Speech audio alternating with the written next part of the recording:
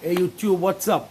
It's your boy Sean Austin here again from Sean's Rabbitry and Aquaponic Produce, and we're back with another rabbit farming video for you guys. Today is going to be a quick one. We're just looking at that topic of exporting rabbits, because over the last year or so a number of persons have contacted us from various parts of the world inquiring about whether or not we would be willing to export rabbits to their country. So we're going to talk a little more about that, so stay tuned. We'll be back with more right after the intro.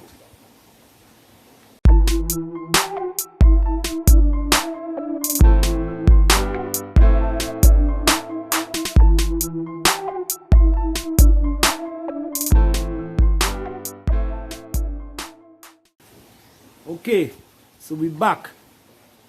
Today we're talking about exporting rabbits. It's another steamy hot day here in Trinidad and Tobago. I don't know where you guys are. Let me know what it's like in your area. It's the thermometer right now is saying 33 degrees Celsius. That is about 91 degrees Fahrenheit, so you guys have an idea of the temperature here right now. Let me know what the temperatures are like in your area, you know, and how it's affecting your rabbits. If it's affecting them at all, let us know in the comment section. Definitely we can do a follow-up on that in another video. But today we're talking about exporting rabbits. So the long and short of this is that a number of persons who have been following our channel have shown interest in acquiring breeding stock from us, and they've inquired as to whether or not we will be willing to export rabbits to their country. The short answer to that is yes. Of course we'll be willing to ship to your country.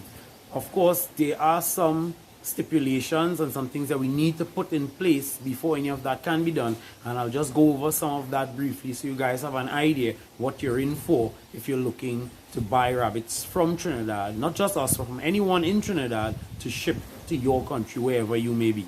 Okay, so let's look at some of the things that we need to look at. But before we do that, let me just send a big shout out to my homie Blair Elwin. Alright, that's a rabbit farmer out there in the Republic of Dominica. He was the last person that we sent rabbits to. That was just before this whole COVID-19 took over the world and closed the borders.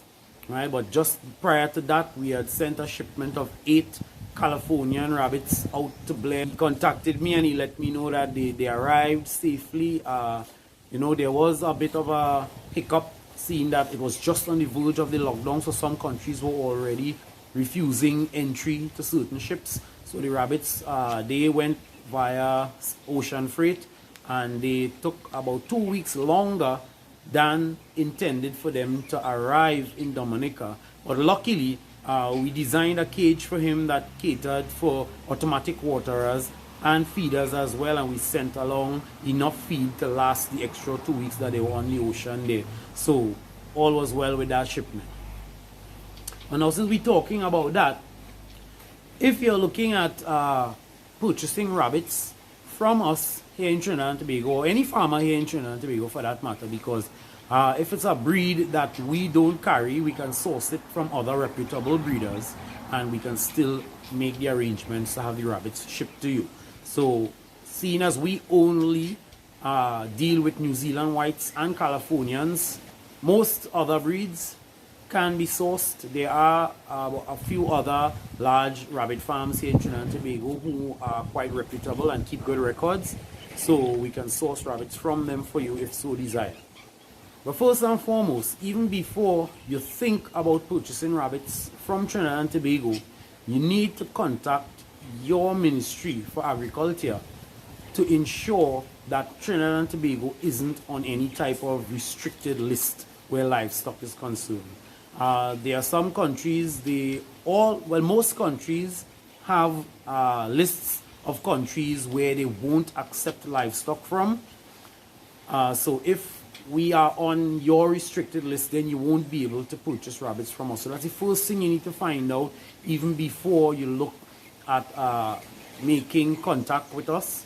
First, find out whether or not you would be allowed to enter rabbits from our country here in Trinidad and Tobago. Okay. Now, once that is done, the next thing you're going to need to do on your end is to apply for your import permit. It's supposed to be a simple process, at least it is here in Trinidad. It's a simple process. If you're applying for an import permit of rabbits from another country, there are some things that you need to put in that permit, like the breed of the rabbits, the age of the rabbits, how many rabbits you're planning to import, the sex of the rabbits, how many does, how many bucks, the estimated time of arrival, and of course, the country of origin where the rabbits will be coming from. You should also include the purpose for importing those rabbits. For instance, if you're bringing them in as breeding stock, you should also state that on your import permit application, because customs will apply different duties to your rabbits if they're being brought in as breeding stock as opposed to pets. That's something to be mindful of. Okay, now there are a few things that will need to be handled on our end that you're going to have to finance as well. One of the first things that we need to do for you is to acquire a health certificate for those rabbits. When you send us your import permit, that permit will be sent to our agriculture ministry, and they will assign a vet who will visit our farm to certify that there are no presence of any of the illnesses listed in your import permit. That way, the rabbits will leave here healthy with a health certificate, so there's no need for any quarantine when the rabbits arrive in your country. If you don't get a health certificate, then they're going to be quarantined and you're going to have to go there every day to feed them and clean up after them, and it can be a bit of a hassle. And I won't know the length of the period. In your country it will vary from place to place, so it just makes sense to just get the health certificate up front and save yourself that extra hassle. Something else you need to cover as well is the fee for a broker. Here in Trinidad and Tobago, we can't export livestock personally without the use of a broker. So a broker has to be contacted who will prepare all of the export documents and the bill of lading and all these different things that will be presented to customs when you go to deliver those rabbits to arrange for the freight. So that's something else that you have to cover. Another thing you have to cover as well is the cost of accepted carrier cages.